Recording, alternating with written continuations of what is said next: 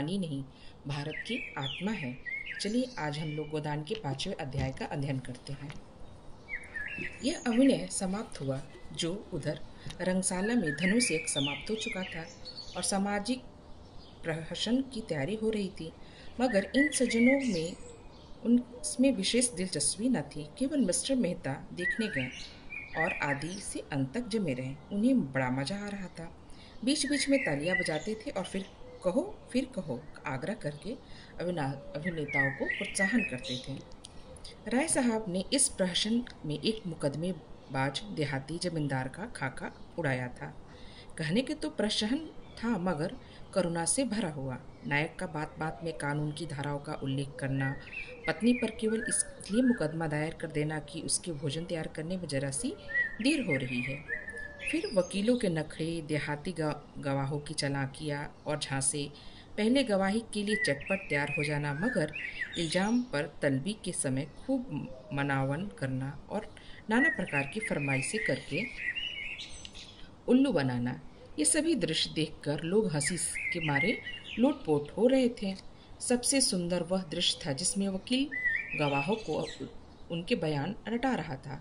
गवाहों का बार बार भूले करना, वकील का बिगड़ना, फिर नायक का देहाती बोली में गवाहों को समझाना और अंत में इजलास पर गवाहों का बदल जाना ऐसा सजीव और सत्य था कि मिस्टर मेहता उछल पड़े और तमाशा समाप्त होने पर नायकों को गले लगा लिया और सभी नटों को एक एक मेडल देने की घोषणा की। राय साहब के प्रति उनके मन में श्रद्धा के भाव जाग उठे। राय साहब स्टेज के पीछे ड्रामे का संचालन कर रहे थे। मेहता दौड़कर उनके गले लिपट गए और मुग्ध होकर बोले, आपकी दृष्टि इतनी पैनी है, इसका मुझे अनुमान न था।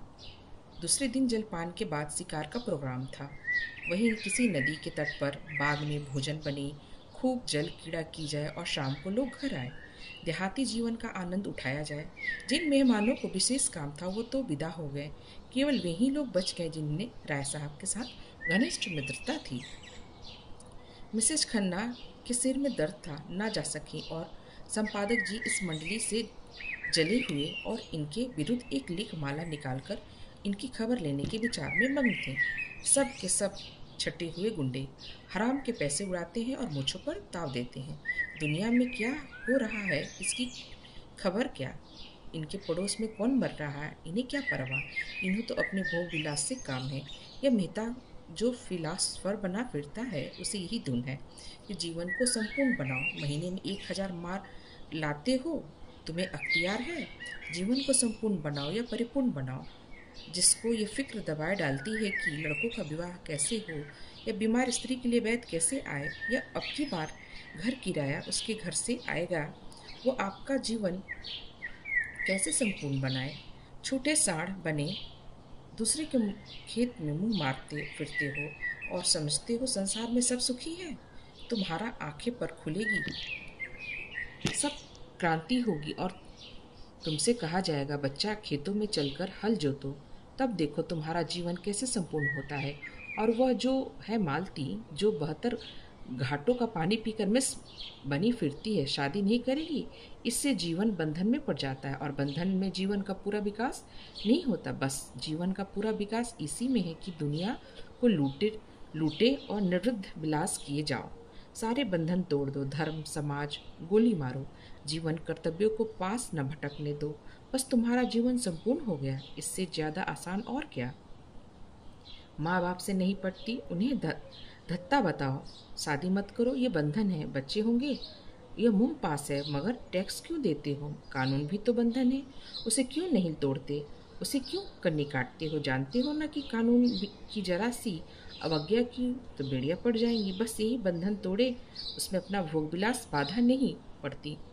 रस्सी को सांप बनाकर पीटो और 30 मार खान बनो। जीते सांप के पास जाओ ही क्यों, वो फुकार भी मारेगा और लहरें आने लगेंगी। उसे आते देखो तो दुम दबाकर भागो। ये तुम्हारा संपूर्ण जीवन है। 8 बजे शिकार पार्टी चली। खन्ना ने कभी शिकार न खेला था। बंदूक की आवाज़ से कांपते थे, लेकिन मिस मालती जा रही थी, वो कैसे रुक सकती थी? मिस्टर तनखा को अभी तक इलेक्शन के विषय में बातचीत करने का अवसर न मिला था। शायद वहाँ वो अवसर मिल जाए। राय साहब अपने इलाके में बहुत दिनों से नहीं गए थे। वहाँ का रंग ढंग दिखना चाहते थे। कभी कभी इलाके में आने जाने से आसामियों से एक संबंध भी हो जाता है और रौब भी रहता है। कारकुन और प्यादे भी सचेत रहते हैं। मिर्जा खुर्शीद को जीवन के नए अनुभव प्राप्त करने का शौक था, विशेषकर ऐसे जिसमें कुछ साहस दिखाना पड़े। मिस मालती अकेले कैसे रहती? उन्हें तो रसिकों का जमघट चाहिए। केवल मिस्टर मेहता शिकार खेलने के सच्चे उत्साह से जा रहे थे। राय साहब की इच्छा तो थी कि भोजन की सामग्री, रसोईया, कहार, खिदमतगार सब साथ चले, लेकिन मिस्टर मेहता ने इसका विरोध किया। खन्ना ने कहा, आखिर कहाँ भोजन करेंगे या भूखे मरेंगे? मेहता ने जवाब दिया, भोजन क्यों ना करेंगे, लेकिन आज हम लोग खुद अपना भोजन सारा काम करेंगे। देखना तो चाहिए कि नौकरों के बगैर हम जिंदा रह सकते हैं या नहीं। मिस मालती पकाएगी और हम लोग खाएंगे। देहातों की हांडियाँ और पत्तल मिल जाते हैं और ईंधन की कोई कमी नहीं। शिकार हम करेंगे ही। मालती ने गिला किया, क्षमा कीजिए, आपने रात मेरी कलाई इतने जोर से पकड़ी कि अभी तक दर्द हो रहा है। काम तो हम लोग करेंगे, आप केवल बताती जाइएगा। मिर्जा खुर्शीद बोले, अजी आप लोग तमाशा देखते रहिए, मैं सारा इंतजाम कर दूंगा। बात ही कौन सी है? जंगल में हांडी और बर्तन ढूंढना हिमाकत है? हिरन का शिकार कीजिए, भूनिए, खाइए और वही दरख्त के सारे खराटे लीजिए। यही प्रस्ताव स्वीकृत हुआ। 2 मोटरें चली। एक मिस मालती ड्राइव कर रही थी, दूसरा खुद राय साहब को 20-25 मील पर पहाड़ी प्रांत शुरू हो गया। दोनों तरफ ऊंची पर्वतमालाएं दौड़ती चली आ रही थी। सड़क भी पेचदार होती जाती थी। कुछ दूर की चढ़ाई के बाद एकाएक ढाल आ गया और मोटर वेग से नीचे की ओर चली। दूर से नदी का पाट नजर आया, किसी रोगी की भांति दुर्बल, निष्पन्द। कगार पर एक घने वट वृक्ष की छांव में कारें रोक दी गईं और लोग उतर गए। ये सलाह हुई कि 2-2 की टोली बने और शिकार खेलकर 12 बजे तक यहाँ आ जाए। मिस मालती मेहता के साथ चलने को तैयार हो गई। खन्ना मन में ऐंठ कर रह गए। जिस विचार से आए थे उसमें से पंचर हो गया। अगर जानती कि मालती दगा देगी तो वो घर लौट जाती, लेकिन राय साहब का उसका रोचक न होते भी बुरा न था। उनसे बहुत सी मुआवले की बातें करनी थी। खुर्शीद और तनख्वाह बच रहे हैं। उनकी टोली बनाई थी। तीनों टोलियां एक तरफ चल दी। कुछ दूर पर पथरीली डंडी पर मेहता साथ चलने के बाद मालती ने कहा, तुम तो चले ही जाते हो, जरा दम ले लेना। मेहता मुस्कुराया, अभी तो हम 1 मील भी नहीं आए, अभी से थक गई। थकी नहीं, लेकिन क्यों ना जरा दम ले लो। जब तक कोई शिकार हाथ न आ जाए हमें आराम करने का अधिकार नहीं। मैं शिकार खेलने न आई थी। मेहता ने अनजान मरकर कहा, अच्छा, मैं न जानता था। फिर क्या करने आई थी? अब तुमसे क्या बताऊं। हिरणों का एक झुंड चढ़ता हुआ नजर आया। दोनों एक चट्टान की आड़ में छिप गए और निशाना बांधकर गोली चलाई। निशाना खाली गया, झुंड भाग निकला। मालती ने पूछा, अब? कुछ नहीं, चलो फिर कोई शिकार मिलेगा।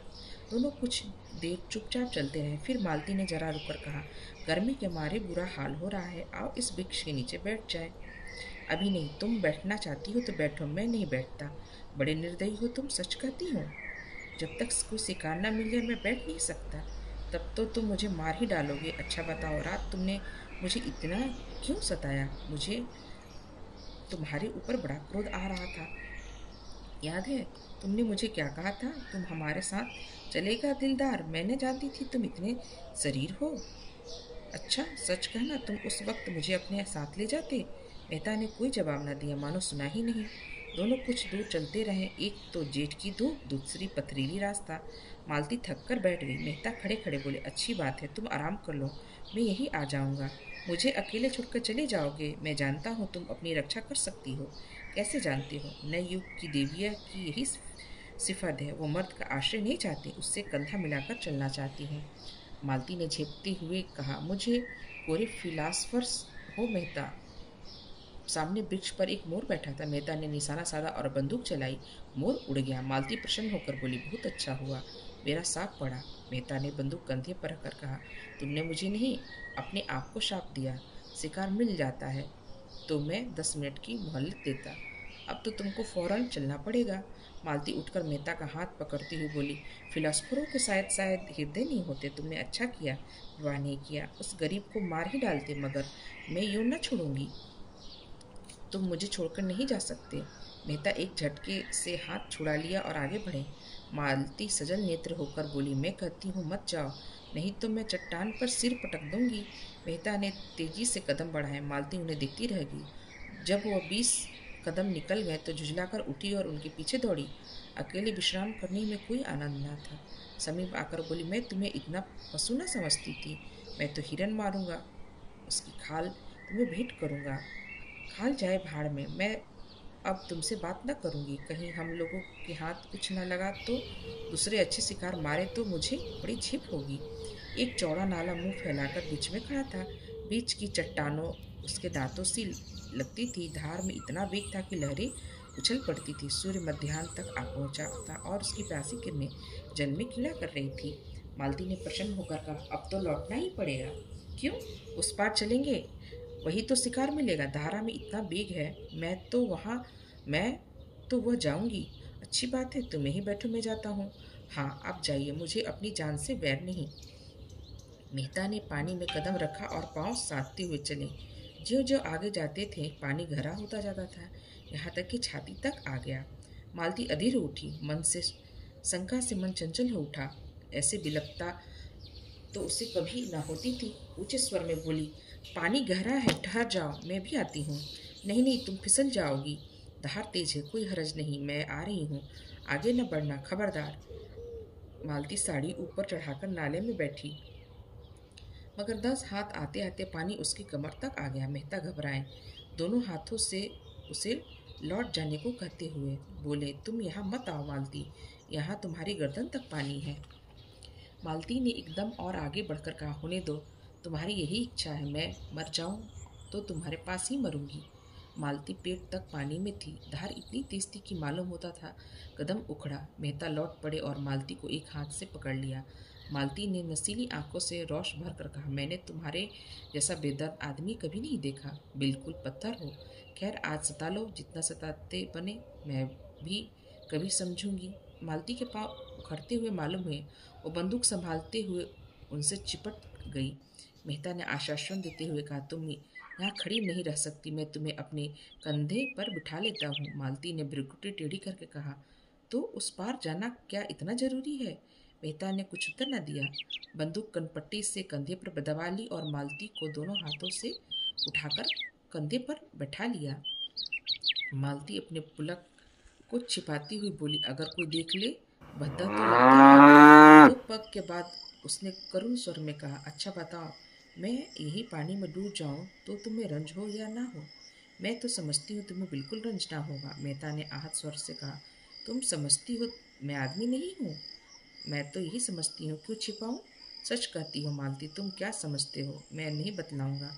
पानी मेहता की गर्दन तक आ गया। कहीं अगला कदम उठाते ही सिर तक न आ जाए। मालती का हृदय धक धक करने लगा। बोली, मेहता, ईश्वर के लिए अब आगे मत जाओ, नहीं तो पानी में कूद पड़ूंगी। उस संकट में मालती को ईश्वर याद आया, जिसका वो मजाक उड़ाया करती थी। जानती थी ईश्वर कहीं बैठा नहीं है तो आकर उसे उबार लेगा। लेकिन मन को जिसका अवलंबन और शक्ति की जरूरत थी, वो और कहाँ मिल सकती थी? पानी कम होने लगा था। मालती प्रसन्न होकर बोली, अब तो मुझे उतार दो। नहीं नहीं, चुपचाप बैठी रहो, कहीं आगे कोई गड्ढा मिल जाए। तुम समझते होगे ये कितनी स्वार्थीन है, मुझे इसकी मजदूरी दे देना। मालती के मन में गुदगुदी हुई, क्या मजदूरी लगे? यही कि जब तुम्हारे जीवन में ऐसा कोई अवसर आए जो मुझे बुला लेना। किनारे आ गए। मालती ने रेत पर अपनी साड़ी का पानी निचोड़ा, जूते का पानी निकाला, मुंह हाथ धोया, पर ये शब्द अपने रहस्यमय आशय के साथ उसके सामने नाचते रहे। उसके इस अनुभव का आनंद उठाते हुए कहा, यह दिन याद रहेगा। मेहता ने पूछा, तुम बहुत डर रही थी? पहले तो डरी, लेकिन फिर मुझे विश्वास हो गया कि तुम हम दोनों की रक्षा कर सकते हो। मेहता ने गर्व से मालती को देखा। उनके मुख पर परिश्रम की लाली के साथ तेज था। मुझे यह सुनकर कितना आनंद आ रहा है कि तुम यह समझ सकोगी मालती। मुझे समझाया कब? उल्टे और जंगलों में घसीटते फिरते हो और अभी भी लौटती बार यही नाला पार करना पड़ेगा। तुमने कैसी आफत में जान डाल दी। मुझे तुम्हारे साथ रहना पड़े तो एक दिन न पटे। मेहता मुस्कुराए। इन शब्दों का संकेत खूब समझ रहे थे। तुम मुझे इतना दुष्ट समझती हो और मैं कहूँ कि मैं तुमसे प्रेम करता हूँ तो तुम मुझसे विवाह करोगी? ऐसे काट कठोर से कौन विवाह करेगा? रात दिन जलाकर मार डालेगा। मालती मधुर नेत्रों से देखा, मानो कह रही हो, इसका आशय तुम खूब समझते हो, इतने बुद्धि नहीं हो। मेहता ने जैसे सचेत होकर कहा, तुम सच कहती हो मालती? मैं किसी रमणी को प्रसन्न नहीं रख सकता। मुझ में कोई स्त्री प्रेम का स्वांग नहीं कर सकती। मैं उससे स्थल तक पहुंच जाऊंगा, फिर मुझे उससे आरुचि हो जाएगी। मालती काँप उठी। इन शब्दों में कितना सत्य था। उसने पूछा, अच्छा बताओ, तुम कैसे प्रेम संतुष्ट होगे? बस यही कि जो मन में हो वही मुख पर हो। मेरे रंग, रूप, हाव भाव और नाजो अंदाज का मूल्य उतना ही हो जितना होना चाहिए। मैं वो भोजन चाहता हूँ जिससे आत्मा की तृप्ति हो। उत्तेजक और शोषण पदार्थों की मुझे जरूरत नहीं। मालती ने होठ सिकोड़ कर ऊपर की सांस खींचते हुए कहा, तुमसे कोई पेश न पाएगा, एक ही घाघ हो। अच्छा बताओ, मेरे विषय में तुम्हारा क्या ख्याल है? मेहता ने नटखटपन से मुस्कुरा कहा, तुम सब कुछ कर सकती हो। बुद्धिमती हो, चतुर हो, प्रतिभावान हो, दयालु हो, चंचल हो, स्वाभिमानी हो, त्याग कर सकती हो, लेकिन प्रेम नहीं कर सकती। मालती ने पैनी दृष्टि से ताककर कहा, झूठे हो तुम, बिल्कुल झूठे। मुझे तुम्हारा यह दावा निस्सार मालूम होता है। तुम नारी हृदय तक पहुंच जाते हो। दोनों नाले के किनारे चले रहे थे। 12 बज चुके थे, पर अब मालती को न विश्राम की इच्छा थी न लौटने की। आज के संभाषण में उसे एक ऐसा आनंद आ रहा था जो उसके लिए बिल्कुल नया था।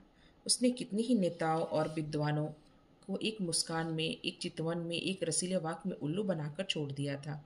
ऐसे बालू की दीवार पर वह जीवन का आधार नहीं रख सकती थी। आज उसे वह कठोर ठोस पत्थर की भूमि मिल गई थी और फावड़े की चिंगारियां निकाल रही थी, और उसकी कठोरता उसे उत्तरोत्तर मोह लेती थी। धाई की आवाज हुई। एक लालसर नाले पर उड़ा जा रहा था। मेहता ने निशाना मारा। चिड़िया चोट खाकर भी कुछ दूर उड़ी, फिर धाई गिर पड़ी और लहरों के साथ बहने लगी।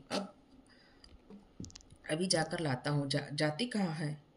यह कहने के साथ वह रेत पर दौड़े और बंदूक किनारे रख गड़ाप से पानी में कूद पड़े।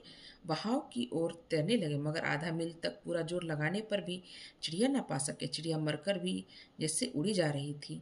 सहसा उन्होंने देखा, एक युवती किनारे की एक झोपड़ी से निकली।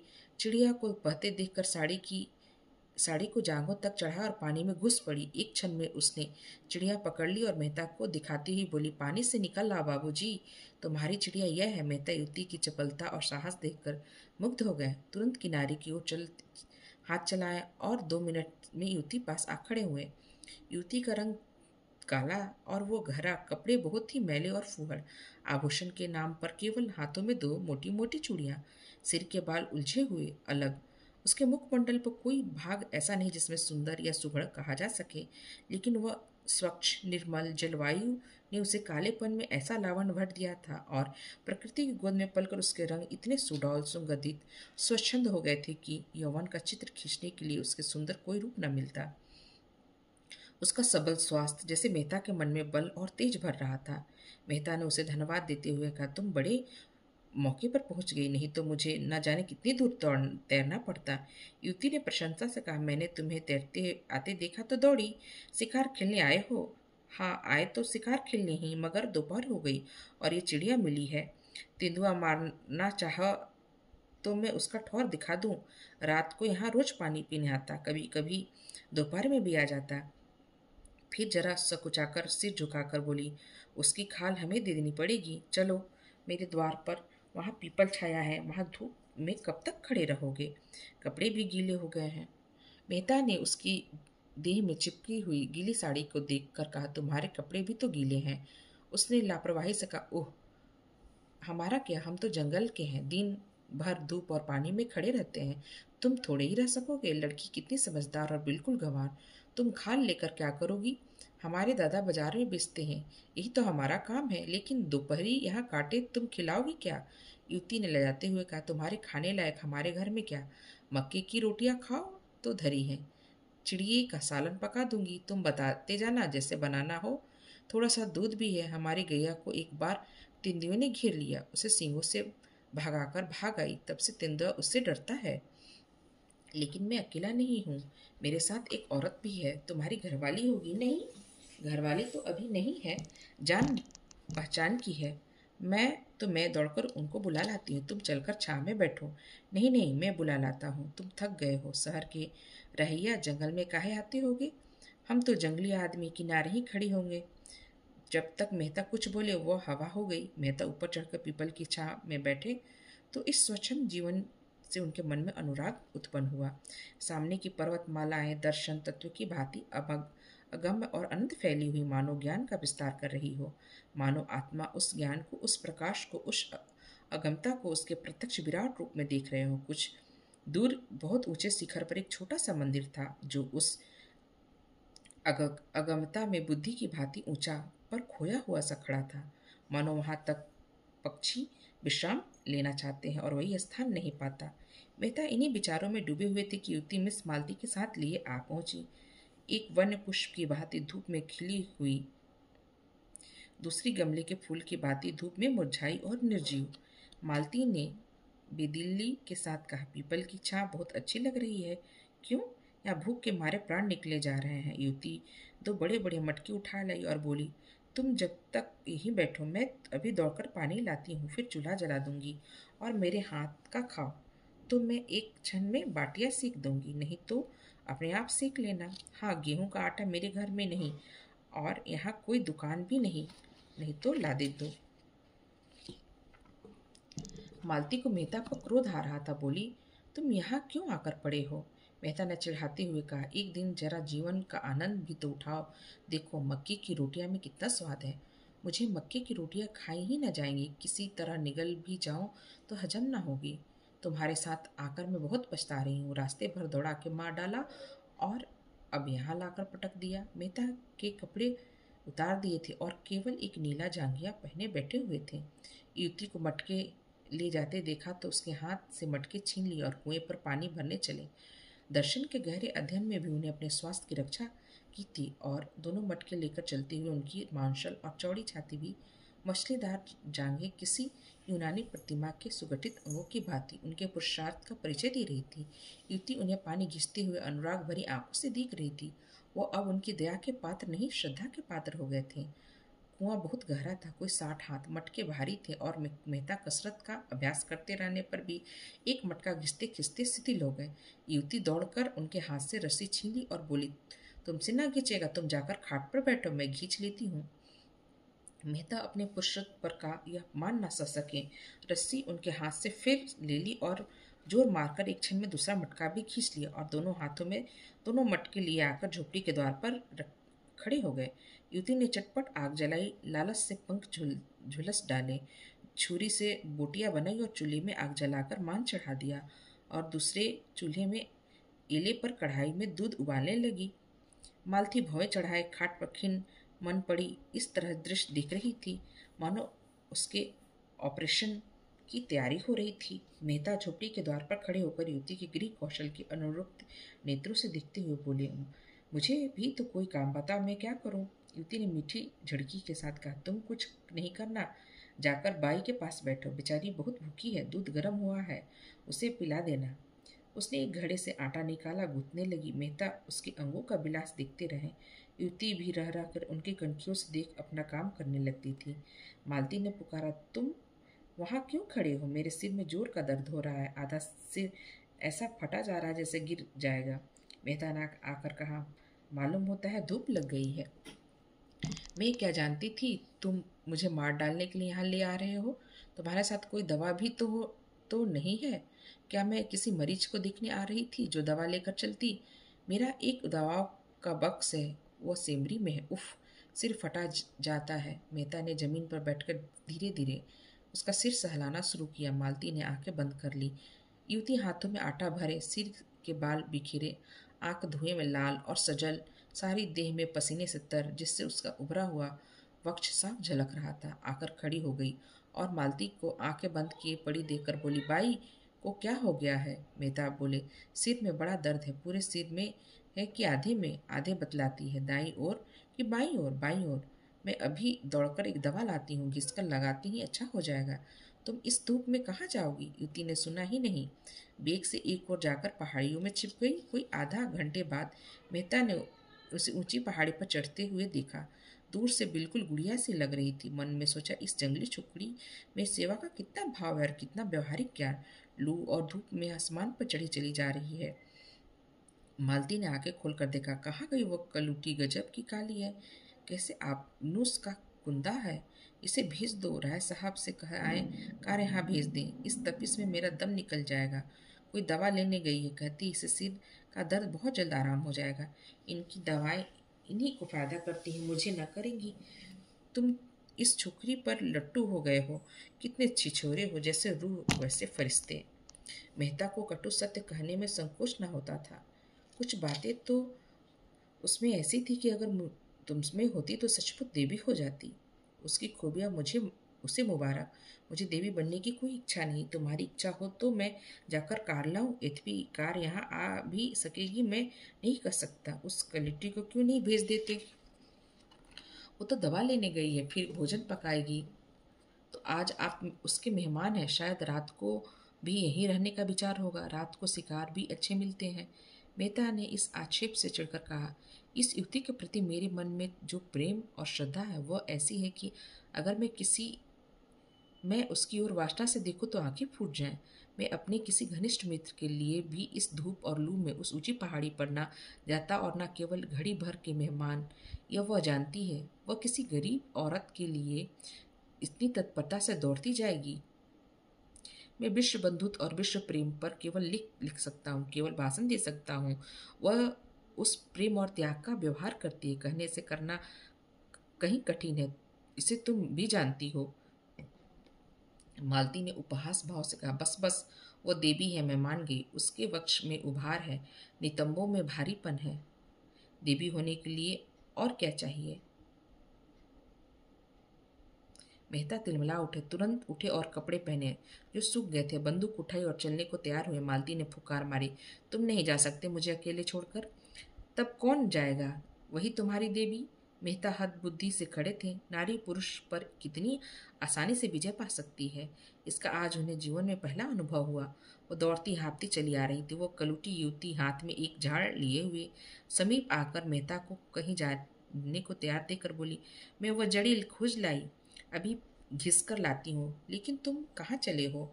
मांस तो पक गया है, रोटियां सेक देती हूँ, दो एक खा लेना।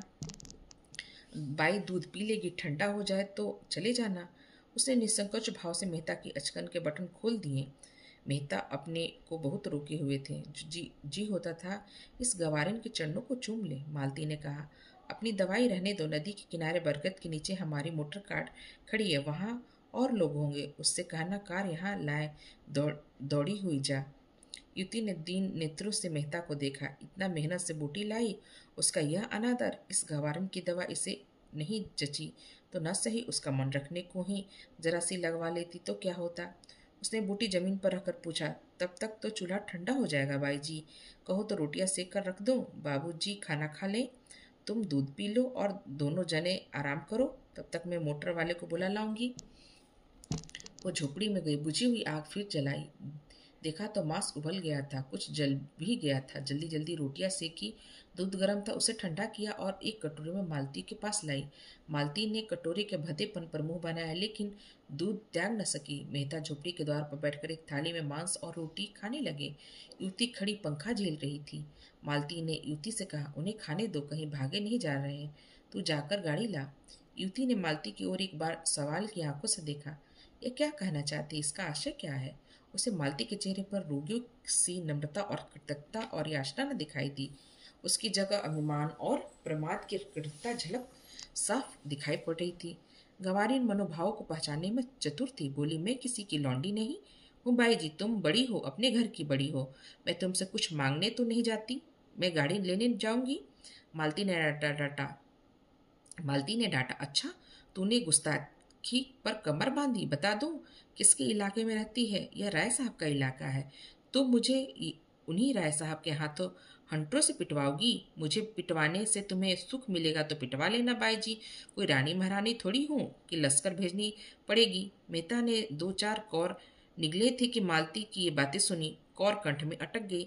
जल्दी से हाथ धोए और बोले, वो नहीं जाएगी, मैं जा रहा हूँ। मालती भी खड़ी हो गई, उसे जाना पड़ेगा। मेहता ने अंग्रेजी में कहा, उसका अपमान करके तुम अपना सम्मान नहीं बढ़ा सकती मालती। मालती ने फटकार बताई, ऐसी ही लौंडियां मर्दों को पसंद आती है जिनमें और कोई गुण हो ना हो। उनकी टहल दौड़ दौड़कर प्रसन्न मन से करे और अपना भाग सराहे कि इस पुरुष ने मुझे यह काम करने को दिया। वह देवियां हैं, शक्तियां हैं, विभूतियां हैं। मैं समझती थी वो पुरुष तुमसे कम से कम नहीं, लेकिन अंदर से, संस्कारों से तुम भी वही बर्बर हो। मेहता मनोविज्ञान के पंडित थे, मालती के मनोहरष्यों को समझ रहे थे। ईर्ष्या का एक ऐसा अनोखा उदाहरण उन्हें कभी न मिला था उस रमणी में, जो इतनी मृदु स्वभाव, इतनी उदार, इतनी प्रसन्न मुख थी। ईर्ष्या की ऐसी प्रचंड ज्वाला। बोले, तुम भी कहो, मैं उसे जाने दूंगा। उसकी सेवा और कृपाओं का यह पुरस्कार देकर मैं अपनी नजरों में नीच नहीं बन सकता। मेहता ने स्वर में कुछ ऐसा तेज था कि मालती धीरे से उठी और चलने को तैयार हो गई। उसने जलकर कहा, अच्छा तो मैं भी जाती हूँ, तुम उसके चरणों में पूजा करके पीछे आना। मालती 2-3 कदम आगे चली तो मेहता ने युवती से कहा, अब मुझे आज्ञा दो बहन, तुम्हारी निस्वार्थ सेवा हमें याद रहेगी। युवती ने दोनों हाथों से सजल नेत्र होकर प्रणाम किया और झोपड़ी के अंदर चली गई। दूसरी टोली राय साहब और खन्ना की थी। राय साहब तो उसी रेशमी कुर्ते और रेशमी चादर में थे, मगर खन्ना ने शिकारी सूट डाला था, जो शायद आज भी के लिए बनवाया था, क्योंकि खन्ना को असामियों के शिकार से इतनी फुर्सत कहाँ। जानवरों का शिकार करते। खन्ना ठिगने एक हरे रूपवान आदमी थे। गेहुआ रंग, बड़ी बड़ी आंखें, मुंह पर चेचक के दाग, बातचीत में बड़े कुशल। कुछ देर चलने के बाद खन्ना ने मिस्टर मेहता का जिक्र छेड़ दिया तो कल से उनके मस्तिष्क में राहु की भांति समाये हुए थे। बोले, ये मेहता भी कुछ अजीब आदमी है, मुझे तो कुछ बना हुआ मालूम होता है। राय साहब मेहता की इज्जत करते थे, उसे सच्चा और निष्कपट आदमी समझते थे, पर खन्ना से लेन देन का व्यवहार था। कुछ स्वभाव से शांति प्रिय भी थे, विरोध न कर सके। बोले, मैं तो उन्हें केवल मनोरंजन की वस्तु समझता हूँ, कभी उनसे बहस करता और कभी चाहूँ तो उनकी विद्या कहाँ से लाऊं।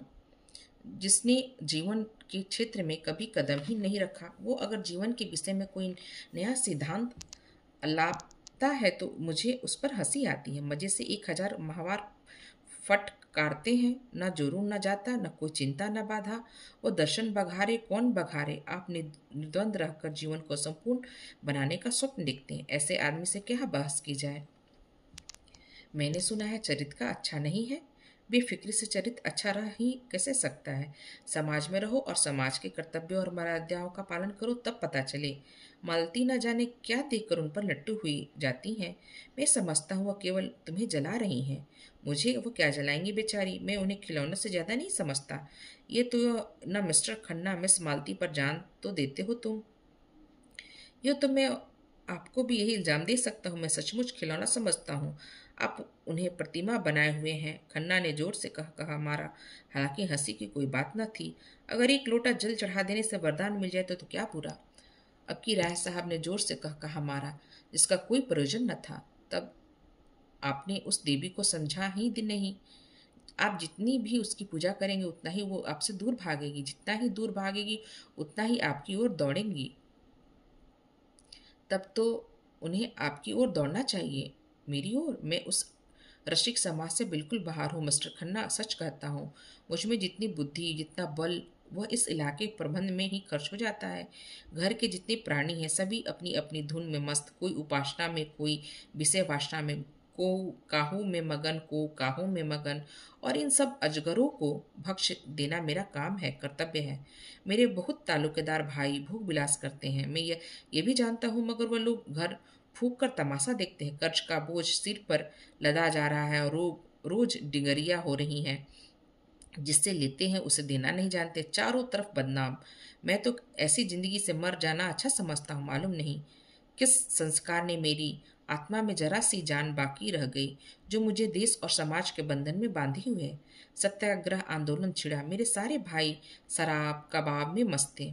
मैं अपने को रोक न सका, जेल गया और लाखों रुपए की जेब बारी उठाई। अभी तक उसका तावान दे रहा हूँ। मुझे उसका पछतावा नहीं, बिल्कुल नहीं। मुझे उसका गर्व है। मैं उस आदमी को आदमी नहीं समझता जो देश और समाज की भलाई के लिए उद्योग न करे, बलिदान न करे। मुझे क्या यह अच्छा लगता है? निर्जीव किसानों का रक्त चूसूं और परिवार वालों की वासनाओं की तृप्ति का साधन जुटाऊं? मगर क्या करूं? जिस व्यवस्था में पला और जिया, उससे घृणा होने पर भी उसका मोह त्याग नहीं सकता। उसी चरखे में रात दिन पड़ा हुआ हूँ, किसी तरह इज्जत आबरू बची रहे, आत्मा की हत्या न हो। ऐसा आदमी मिस मालती क्या किसी की भी मिस के पीछे नहीं पड़ सकता, और पड़े तो उसका सर्वनाश ही समझिए। हाँ, थोड़ा सा मनोरंजन कर लेना दूसरी बात है। मिस्टर खन्ना भी साहसी आदमी थे, संग्राम में आगे बढ़ने वाले, 2 बार जेल हो गए थे, किसी से दबना ना जानते, खद्दर पहनते थे और फ्रांस की शराब पीते थे। अवसर पड़ने पर बड़ी बड़ी तकलीफें झेल सकते थे। जेल में शराब छुई तक नहीं, और एक क्लास में रखकर भी सी क्लास की रोटियां खाते रहे। हालांकि उन्हें हर तरह का आराम मिल सकता था, मगर रण क्षेत्र में जाने वाला रथ भी बिना तेल के नहीं चल सकता। उनके जीवन में थोड़ी सी रसिकता लाजिम थी, तो बोले, आप सन्यासी बन सकते हैं, मैं तो नहीं बन सकता। मैं तो समझता हूँ जो भोगी नहीं वह संग्राम में पूरे उत्साह से नहीं जा सकता। जो रमणी से प्रेम नहीं कर सकता उसके देश प्रेम में मुझे विश्वास नहीं। राय साहब मुस्कुराए। आप मुझे पर आवाज कसने लगे। आवाज नहीं, तत्व की बात है, शायद हो। आप अपने दिल के अंदर बैठ कर देखिए तो पता चले। मैं तो बैठ कर देखा है, और मैं आपको विश्वास दिलाता हूँ, वहाँ और चाहे जितनी बुराइयां हो, विषय की लालसा नहीं। तब मुझे आपके ऊपर दया आती है। आप तो इतने दुखी और निराश और चिंतित हैं, इसका एकमात्र कारण आपका निग्रह है। मैं तो यह नाटक खेल कर रहूंगा, चाहे दुखांती क्यों ना हो। वो मुझसे मजाक करती है, दिखाती है कि मुझे तेरी परवाह नहीं, लेकिन मैं हिम्मत हारने वाला मनुष्य नहीं। मैं अब तक उसका मिजाज नहीं समझ पाया, कहाँ निशाना ठीक बैठेगा इसका निश्चय न कर सका। जिस दिन वह कुंजी मिल जा गई, बस फतह है। लेकिन वह कुंजी आपको शायद ही मिले। मेहता साहब आपकी बाजी मार ले जाएं। एक हिरन कई हिरनियों के साथ चल रहा था, बड़ी सींगों वाला, बिल्कुल काला। राय साहब ने निशाना बांधा, लेकिन खन्ना ने रोकते हुए कहा, क्यों हत्या करते हो यार? बेचारा चल रहा है, चलने दो। धूप तेज हो गई, आइए कहीं बैठ जाएं, आपसे कुछ बातें करनी है। राय साहब ने बंदूक चलाई, मगर हिरन भाग गया। बोले, एक शिकार मिला भी तो निशाना खाली, एक हत्या से बचे। हाँ, कहिए क्या कहना जा रहे हैं? हम आपके इलाके में ऊख होती है बड़ी कसरत से, तो फिर क्यों ना हमारे शुगर मिल में शामिल हो जाइए, जिससे धड़ाधड़ बिक रहे हैं। आप ज़्यादा नहीं, 1,000 हिस्से खरीद लें। गजब किया, मैं इतने रुपए कहाँ से लाऊं?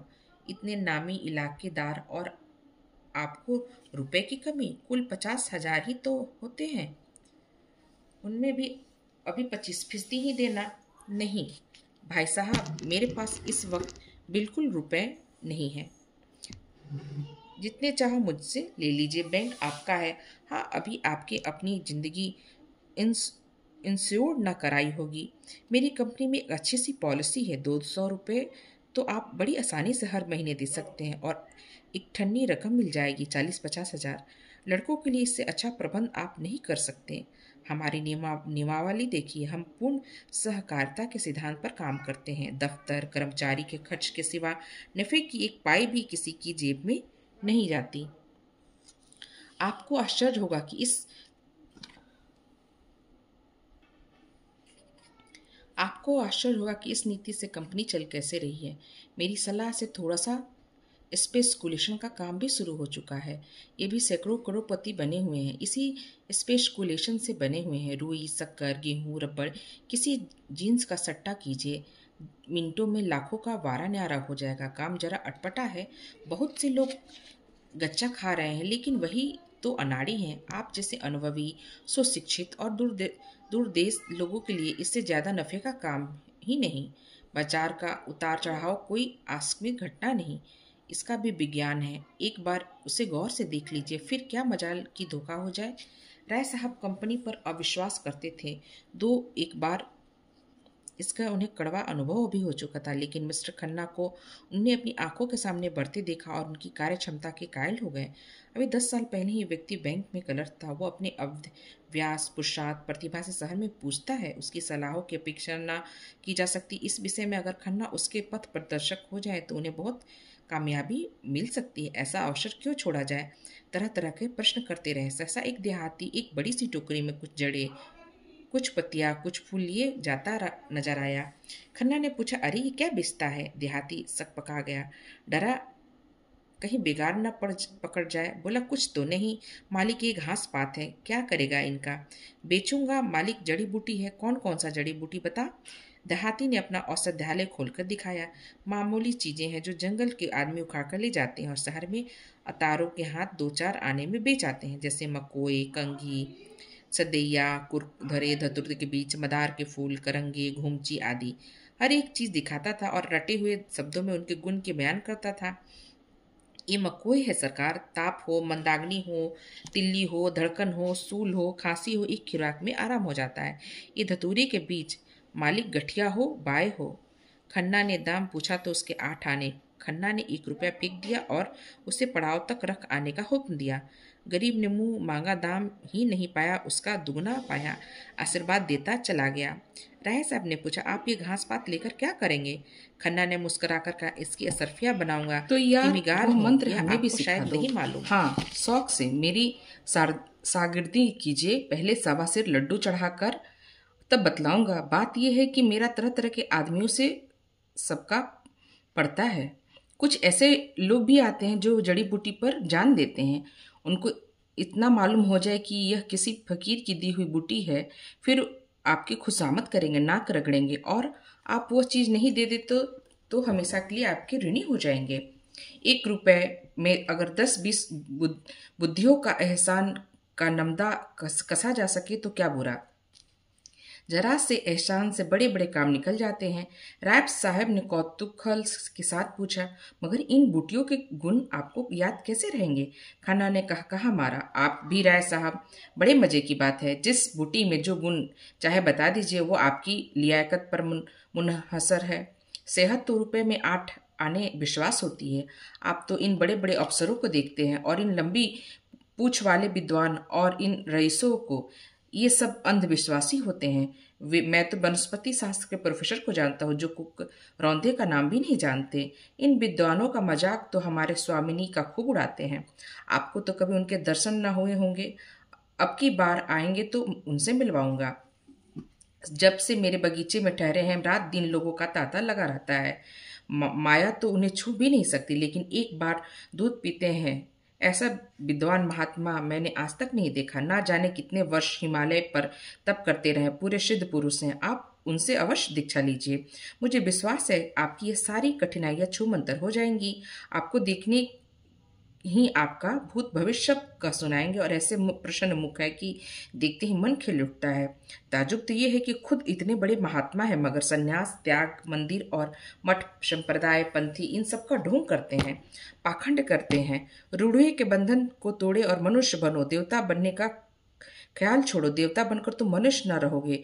राय साहब के मन में शंका हुई। महात्मा में उन्हें भी वह विश्वास था जो प्रभुत्व वाले में आमतौर पर होता है।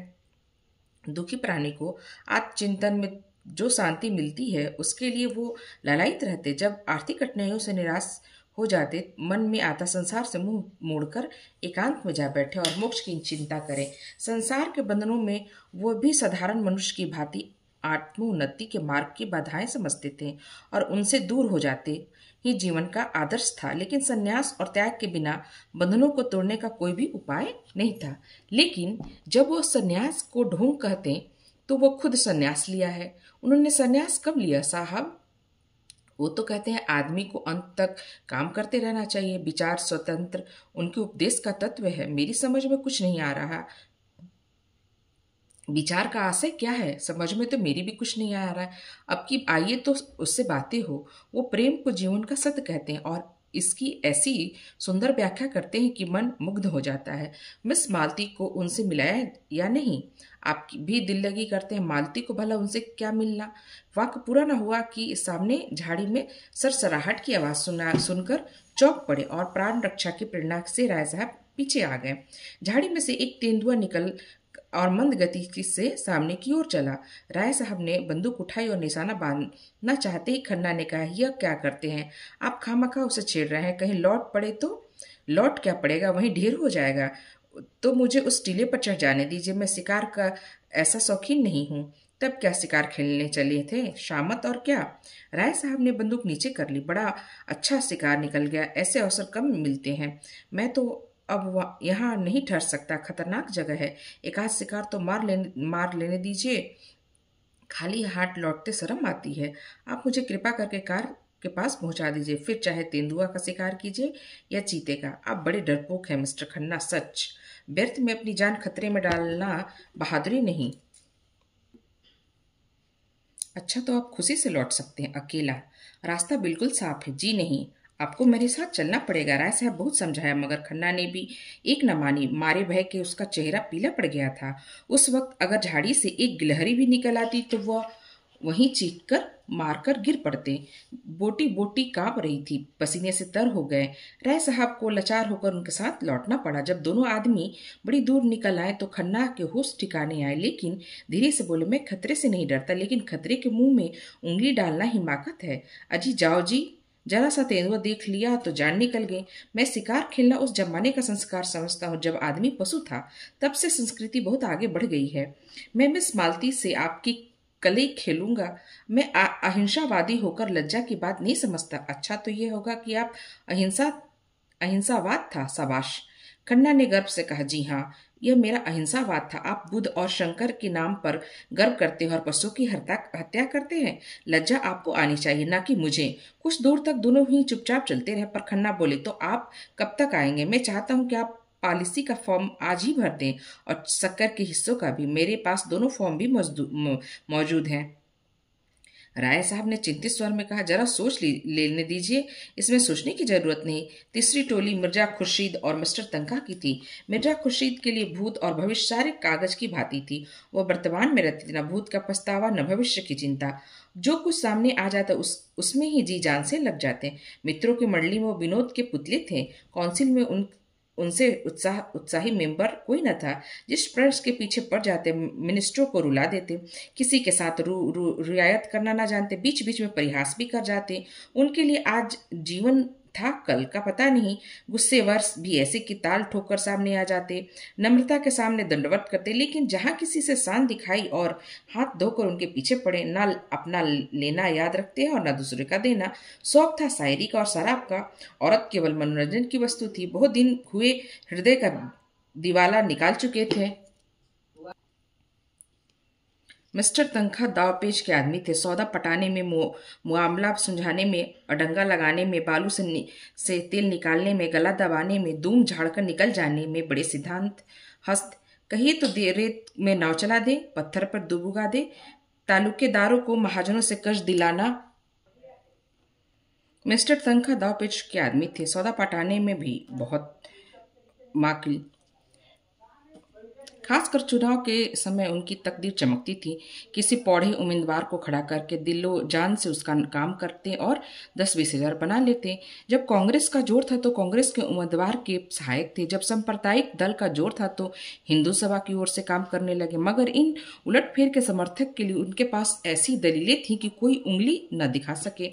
शहर के कई रईस, सभी हुकाम, सभी अमीरों से उनका याराना था। दिल्ली में चाहे लोग उनकी नीति पसंद ना करे, पर वो स्वभाव के इतने नम्र थे कि कोई मुंह पर कुछ ना कह सकता था। मिर्जा खुर्शीद ने रुमाल से माथे का पसीना पोंछकर कहा, आज तो शिकार खेलने के लायक दिन नहीं। आज तो कोई मुशायरा होना चाहिए था। वकील ने समर्थन किया। जी हाँ, वही बाग में बड़ी बहार रहेगी। थोड़ी देर के बाद मिस्टर तनखा के मामले की बात छोड़ी। अब के चुनाव में बड़े बड़े गुल खिलेंगे, आपके लिए भी मुश्किल है। मिर्जा विरक्त मन से बोले, अब की मैं खड़ा ही ना रहूंगा। तनखा ने पूछा, क्यों?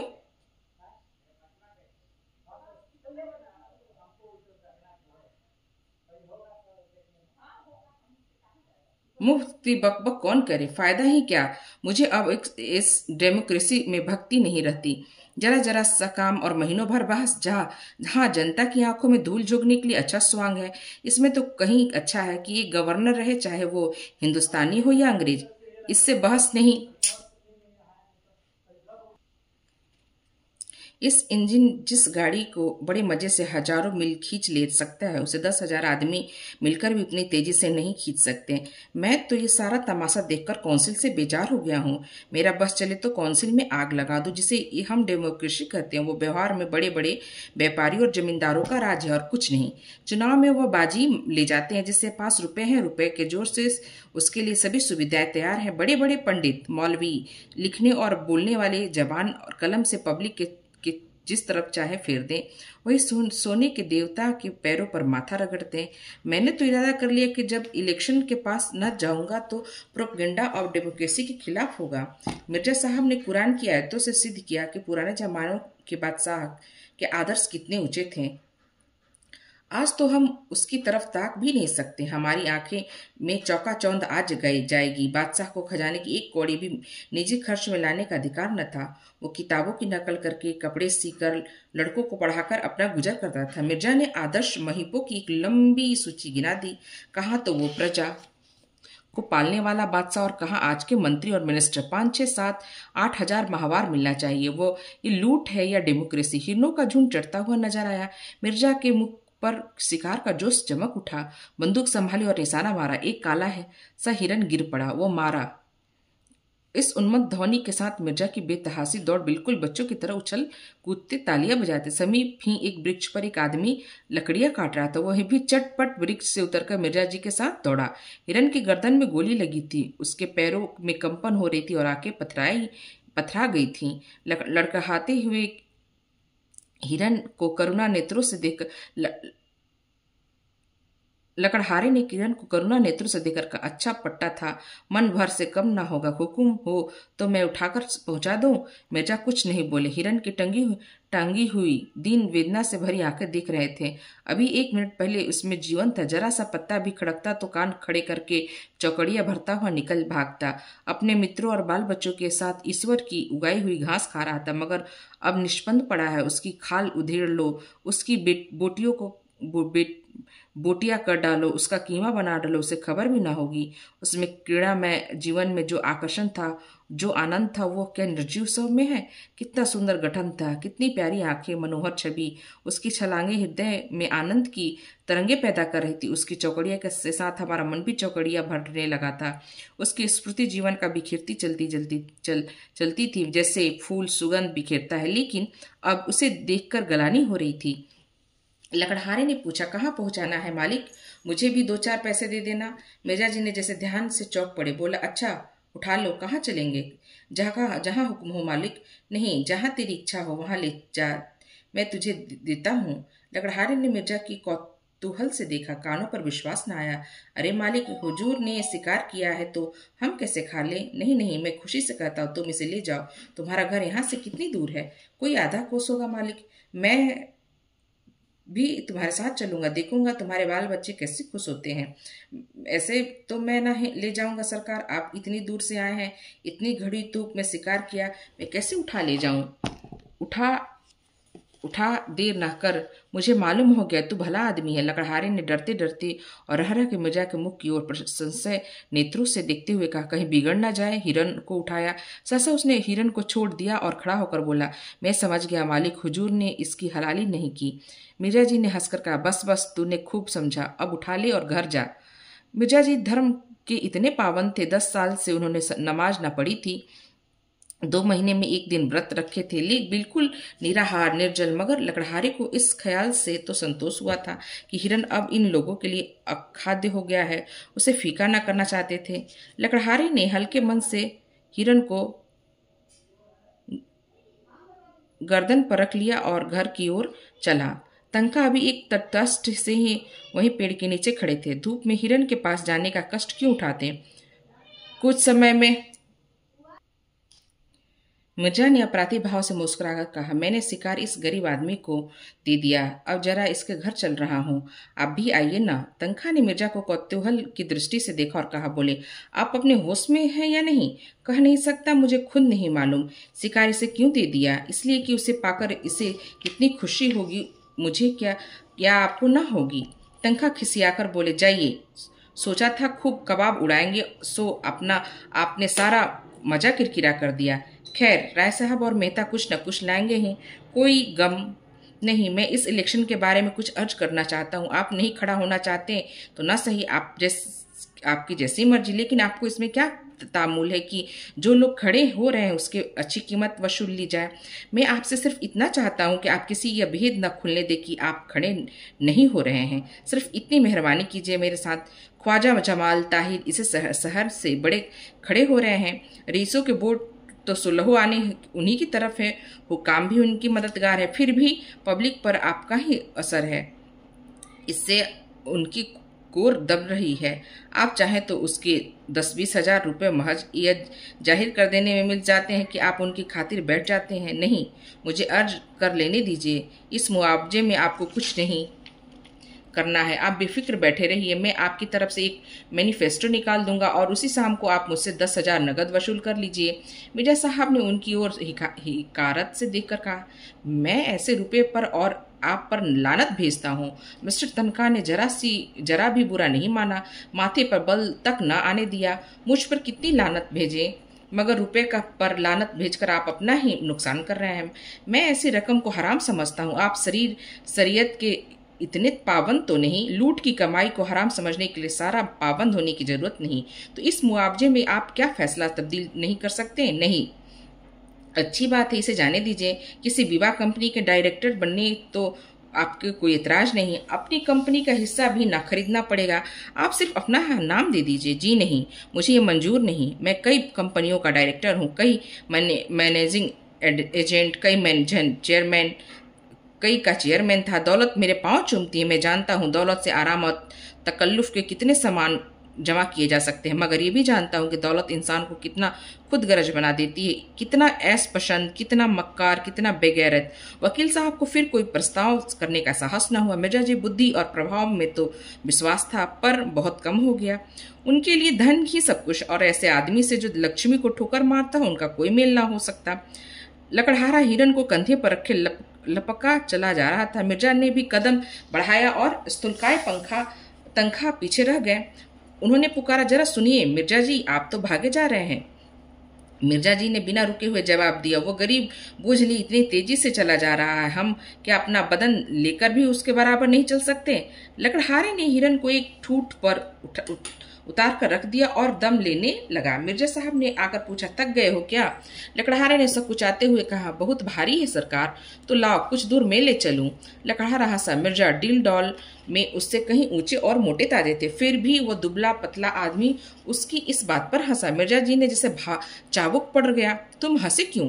क्या तुम समझते हो कि मैं इसे नहीं उठा सकता? लकड़हारे ने क्षमा मांगी। सरकार, आप बड़े आदमी हैं, बोझ उठाना तो हम जैसे मजदूरों का काम है। मैं तुम्हारा दुगना जो हूँ, इससे क्या होता है? मालिक मिर्जा जी का पुरुषत्व अपना अपमान न सह सका। उन्होंने बढ़कर हिरन को गर्दन को उठा लिया और चले, मगर मुश्किल से 50 कदम चले होंगे कि गर्दन फटने लगी, पांव थरथराने लगे और आंखों में तितलियां उड़ने लगी। कलेजा मजबूत किया और 20 कदम और चले। कमबख्त कहाँ रह गया, जैसे इस लाश में शीशा भर दिया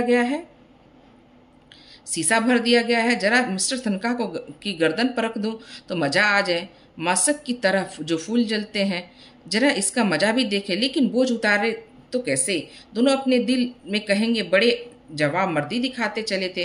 50 कदम में ची बोल गए। लकड़हारे ने चुटकी ली।